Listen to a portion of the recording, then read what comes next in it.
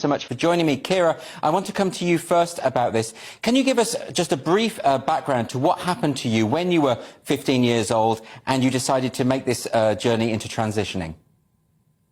Yeah, so I was dealing with a lot of issues at the time regarding my sexuality and just general mental health, really. Yeah, just struggling with my place in the world.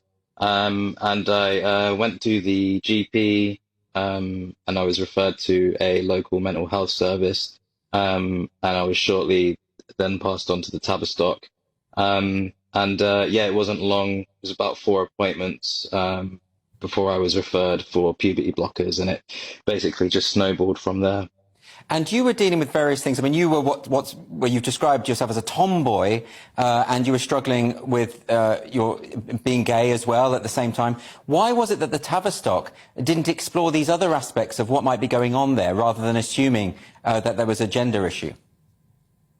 Well, it's a good question. I mean, it was very obvious that there's I mean, I'm not sure at the extent of the political influence at the time, but it was definitely beginning to happen. And you know, once I as the patient there kind of declared myself as trans, that was pretty much it. And there wasn't any further discussion, because whatever the kid says, that's supposed to be the truth, and no debate, basically. So yeah, this is what they've described as gender affirmative a process, where they simply affirm the statement that's made by the child in question. And Ritchie Herron, can I bring you in now, because you were older, weren't you, when you started your transitioning? Could you tell us a bit about that? Hi, Andrew. Thank you. Yeah, I was 25 when I started the process and 26 when I medically transitioned. And I had the surgery 2 days before my 31st birthday. So I was a fully developed adult, fully developed brain, as they say. But I had all the vulnerabilities that Keira had too. I was gay. I had severe OCD, obsessive compulsive disorder, severe depression.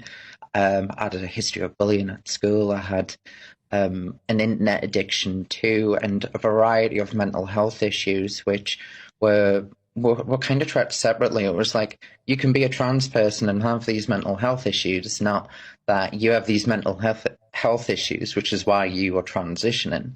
And that clarity for me came too late, which was after surgery, which is a very, very you know, it grounds you in reality. You know, you can't escape the things that you have to deal with every day.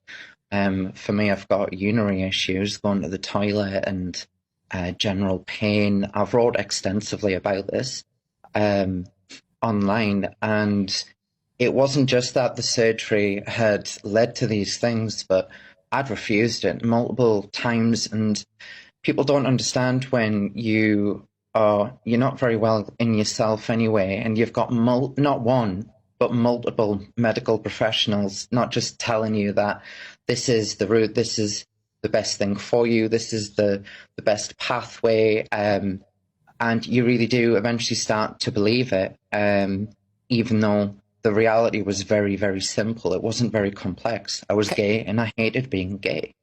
Can I ask you about this, Ritchie? Keira has mentioned just 4 appointments with the Tavistock, and that was all it took. In your case, how many appointments, how much discussion was there before this process began? Originally, because of the Wait for the Gender clinic, which I eventually did get enrolled in, I got a full private diagnosis by an NHS GP privately under 2 sessions in 2 days. And I got the full diagnosis for transsexualism, which was later referenced for surgery. So it was really, at that moment, it was decided for me, and there was no question about it.